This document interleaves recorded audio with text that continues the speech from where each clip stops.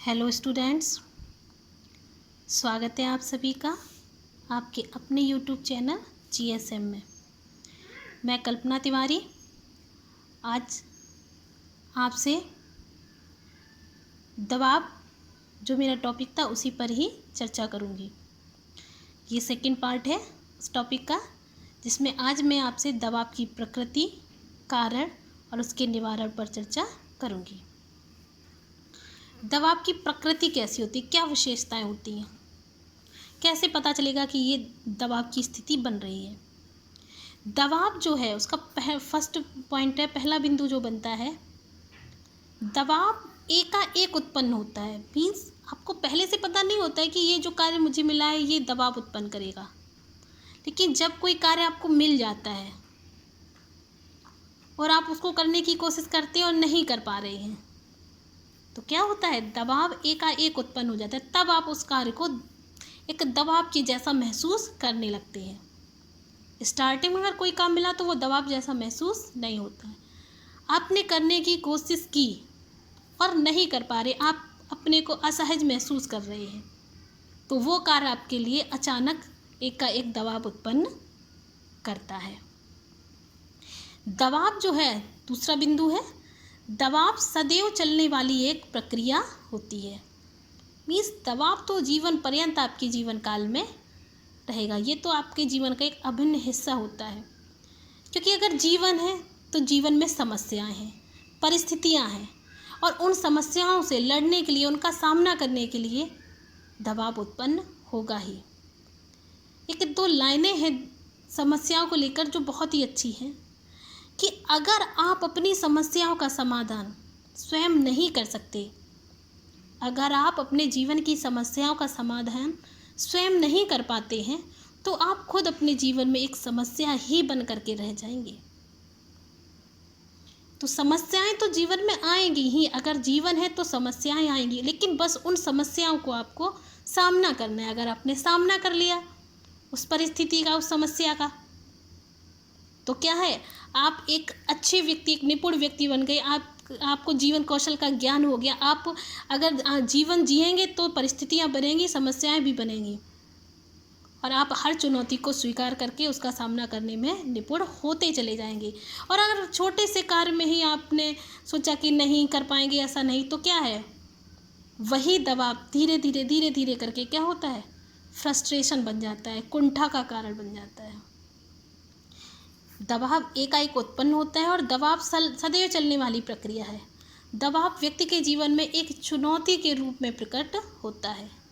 Means अगर कोई भी परिस्थिति, कोई भी समस्या आपके जीवन में आती है तो वो आपके जीवन के लिए एक चुनौती रूप में होती है। आपको उस चुनौती से कभी पीछे नहीं हटना है, सामना करना है उसका।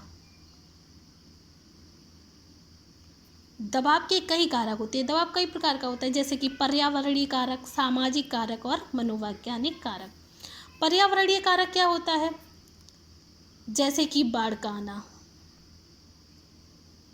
बाढ़ आ गई किसी भी इलाके में, किसी भी क्षेत्र में, तो वहाँ के लोगों के लिए एक दबाव है, उन्हें वो क्षेत्र खाली करके किसी और जगह पर जाना है। वो बाध्य है इस चीज़ की, एक परिस्थिति, एक समस्या उत्पन्न हो गई उनके जीवन में। भूकंप आना, वहाँ पर के जो भी लोग हैं वो दबाव के शिकार हो जाते, वो बाध्य हो जाते उस परिस्थिति में अपने आप को कैसे उन्हें उस परिस्थिति का सामना करना है। आज हम लोगों को ही ले लीजिए, आज ये महामारी जो कोरोना वायरस है, आज ये महामारी है, ये भी क्या है, ये एक हर व्यक्ति के दिमाग में दबाव उत्पन्न कर रहा है कि कैसे इस परेशानी से निकला जाएगा, कैसे हमें इस परेशानी का सामना करते हुए अपने जीवन को जीना है। कहा जा रहा है स्टे होम स्टे सेफ। क्या स्टे होम और स्टे सेफ से पूरा जीवन आपका कट जाएगा? नहीं। अगर आपको अपनी जीवन शैली, अगर आपको जीना है तो जीने के लिए कुछ ना कुछ करना ही पड़ेगा। कब तक आप घर में बैठकर इस मतलब समय अंतराल को काट सकते हैं? कब तक? आपको हर चीज़ की आवश्यकता पड़ेगी, आपको घर से बाहर जाना पड़ेगा, आवश्यकता पड़ेगी। तो ये क्या एक दबाव है कि कैसे जाएं, लेकिन अगर आपको घर से जाना है, कुछ कमाना है, कुछ अपने घर के खर्चे के लिए कुछ आपको करना है, तो क्या ये आप दबाव ज़रूर है, लेकिन आप उस परिस्थिति का सामना कर सकते हैं। अपनी सुरक्षा करके। आप अपनी सुरक्षा करके उस दबाव, उस परिस्थिति से निकल सकते हैं। आप अपने परिवार के भरण पोषण के लिए कुछ ना कुछ कार्य कर सकते हैं। सबसे बड़ा तो यही उदाहरण है आपके लिए। ऐसे घर बैठे स्टे होम स्टे सेफ कब तक चलेगा? कब तक आप अपने परिवार को ऐसे देख सकते हैं? कब तक वो भूखे रहेंगे? उनके खाने के लिए, उनके अपने घर को चलाने के लिए आपको इनकम की आवश्यकता पड़ेगी। ये एक पर्यावरणीय कारक है, लेकिन क्या है, ये एक दबाव बना रहा है। लेकिन मनुष्य को इस परिस्थिति का सामना करना है, इस दबाव से आगे निकलना है। और आपने इस चुनौती को स्वीकार करके आप इससे आगे निकल के, अगर आपने अपनी सुरक्षा करके उस परिस्थिति से आगे निकल के अपनी समस्याओं का समाधान कर लिया, तो आप दबाव के शिकार नहीं हुए। नेक्स्ट जो है सामाजिक कारक। सामाजिक कारक में क्या होता है कि जैसे आपने एक सामाजिक कारक, इसमें भी एक दबाव उत्पन्न होता है। जैसे आप किसी व्यक्ति ने कहीं जाने का प्रोग्राम बनाया और उसकी जाने की पूर्ण तैयारी है, लेकिन परिवार में कुछ ऐसी घटना घट गई कि वो नहीं जा सकता, तो ये भी उसके लिए, मान लीजिए किसी के साथ कुछ भी अप्रिय घटना घट जाती है, तो ये भी उसके लिए एक दबाव है। फिर वो जहाँ जा रहा होता है, वो दबाव है, वो उस जगह को कैंसिल करके वो अपनी दूसरी समस्या को सॉल्व करना उसके लिए ज़्यादा आवश्यक हो जाता है। ये उसके लिए दबाव होता है कि वो इस कार्य को ना करके इस कार्य को उसको पहले करना है। जो पहले समस्या आई है, उस जो सबसे ज़्यादा अनिवार्य समस्या है, उसको आपको पहले सॉल्व करना है, उसके बाद अगली समस्या का समाधान निकालना है। दबाव एक समस्या के रूप में ही होता है, लेकिन अगर आप उसे दबाव मानोगे तो दबाव है आपके लिए। अगर आप उसका सामना कर लेते हैं सही तरीके से, तो वो दबाव आपके लिए दबाव नहीं रह जाएगा। एक मनोवैज्ञानिक कारक भी होता है दबाव का। जैसे आपके साथ कुछ भी बुरा घटित हुआ, किसी भी व्यक्ति के साथ कुछ भी बुरा घटित हुआ, और आप उस चीज़ को सोचे बैठे हो कि अब मैं इस कार्य को कभी नहीं करूँगा, या ऐसा करने से गलत हो जाता है, ऐसा बिल्कुल ठीक नहीं है, तो ये क्या हुआ, आप भी एक दबाव के शिकार हो गए। कि जैसे कि आपने दिमाग बैठा लिया कि नहीं, मैं बहुत कठिन है, इंग्लिश में मैं कभी नहीं लूँगा, मैं फेल हो जाऊँगा, ऐसे नहीं, कभी नहीं करूँगा ये। तो ये क्या, ये एक दबाव की स्थिति आपके जीवन में बन गई। और अगर आपने उस सब्जेक्ट को लिया, मेहनत की और आप निकल गए, तो क्या है, तो आपकी जो मनोधारणा थी वो गलत साबित हो जाएगी। आप उस समस्या के शिकार नहीं होंगे, आप उस मानसिक रोग के शिकार नहीं होंगे। वो दबाव की जो स्थिति थी, वो मानसिक रोग आपके दिमाग में नहीं बैठेगा कि नहीं, ये हम कभी कर नहीं पाएंगे। कभी नहीं कर पाना ही दबाव है। अगर आपने उसको कर लिया तो कोई दबाव ही नहीं है आपके दिमाग में, कोई टेंशन ही नहीं है। इसके कुछ कारण होते हैं कि दबाव कैसे व्यक्ति कैसे महसूस करता है, क्या क्या कारण होते हैं कि वो अपने जीवन में दबाव को महसूस करने लगता है। जिसमें नंबर 1 कारण है तनावपूर्ण संबंध। तनावपूर्ण संबंध का मतलब है, जैसे आप किसी व्यक्ति के साथ रहते हैं, आप अपनी बात उससे खुलकर नहीं कह पा रहे हैं और आपके दिमाग में कोई समस्या है, तनावपूर्ण संबंध है, तो आप दबाव को महसूस करेंगे। अगर आपको कोई भी समस्या है, आप उसका समाधान नहीं निकाल पा रहे हैं, तो बेहतर है कि आप अपने जो भी आपके करीब हो, आपके पेरेंट्स, आपके भाई बहन, या जो भी आपके मित्र जिनसे आपका तनावपूर्ण संबंध ना हो, जिनसे आप खुलकर बात कर सकते हो, उनसे आप बात कीजिए और उस दबाव को अपने दिमाग से निकाल फेंकिए। तो उसका एक कारण यही होता है तनावपूर्ण संबंध होना। मीन्स जब आप अपने किसी भी प्रियजन को अपने पास ना पाएँ, मतलब आपकी बात, आपको समझने वाला जब कोई भी आपके आसपास ना हो, तो व्यक्ति तनावपूर्ण महसूस करने लगता है। जब कोई भी अपना आपके साथ ना हो, तो व्यक्ति दबाव महसूस करने लगता है अपने जीवन में।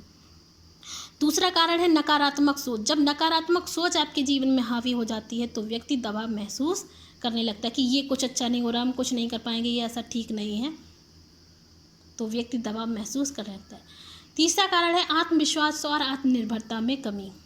मैंने अभी बताया कि दबाव तो जीवन का एक पहलू है, सभी के लिए लाइफ में आएगा, लेकिन अगर आपके अंदर आत्मविश्वास या आत्मनिर्भरता है, तो आप उस दबाव को दबाव बनने ही नहीं देंगे, उससे पहले ही उस परिस्थिति को, उस समस्या का समाधान निकाल लेंगे। तो अगर आपके अंदर आत्मविश्वास और आत्मनिर्भरता की कमी है, तो आप दबाव का शिकार हो जाएंगे। काम को कल पर टालना, ये सबसे बड़ा दबाव है, और ये मोस्टली लोगों के साथ आजकल सभी के साथ होता है। जैसे कि आपको कोई भी वर्क दिया गया, आपको आज ये वर्क करना था, आपने नहीं किया उसको, कि कल कर लेंगे। कल आपको दूसरा वर्क मिल के आपने कल भी नहीं किया, और फिर आपको नेक्स्ट डे मिला, आपने तब भी नहीं किया, और एट ए लास्ट ये जो आपने वर्क छोड़ा ये एक बहुत बड़ा वर्क बन गया। और अब आपको कल तो निश्चित रूप से आपको अपने स्कूल में, विद्यालय में या ऑफिस में कहीं भी आप उस फाइल को आपको पूरा करके देना है। अब क्या है आपके ऊपर दबाव कि इतनी जल्दी अब मैं इतना सारा वर्क कैसे करूँगा। तो ये क्यों हुआ? काम को कल पर टालने से। अगर आप पहले दिन ही बस उस वर्क को कर लेते तो आप कभी दबाव महसूस करते ही ना। जीवन शैली में असंतुलन होना। जीवन शैली में असंतुलन आज के रहन सहन से है। जीवन शैली में असंतुलन से मीन्स असंतुलित खान पान, असंतुलित जीवन शैली, सुबह देर तक उठना, रात में देर तक जागना।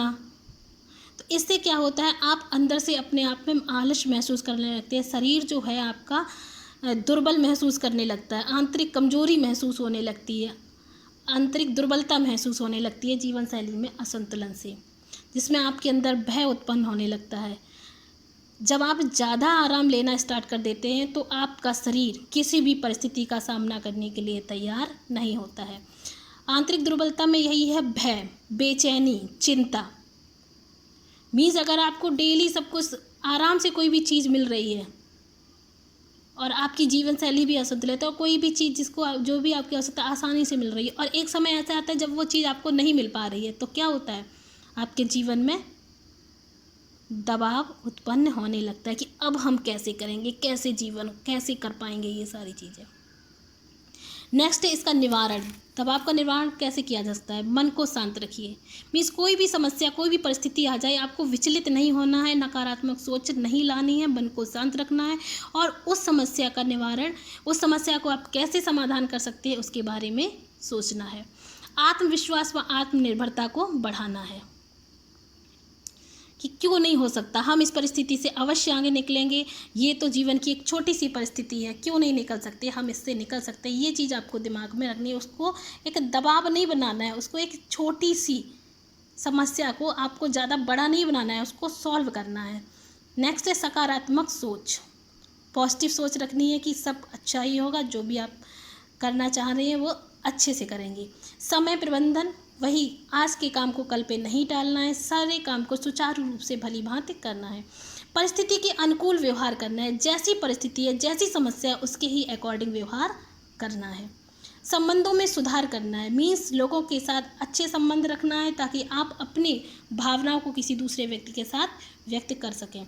स्व मूल्यांकन भी करना है कि आप किस योग्य हैं। अगर परिस्थिति समस्याएं नहीं आएंगी तो आप अपना मूल्यांकन नहीं कर सकते हैं, तो आपको अपना स्वयं का भी मूल्यांकन करना है। ये परिस्थितियां इसीलिए आती हैं कि आप अपने स्वयं का मूल्यांकन कर सकें कि आपके अंदर कितनी काबिलियत है और कितनी योग्यता है। आशा करती हूँ कि आपको ये टॉपिक अच्छे से समझ में आया होगा। धन्यवाद।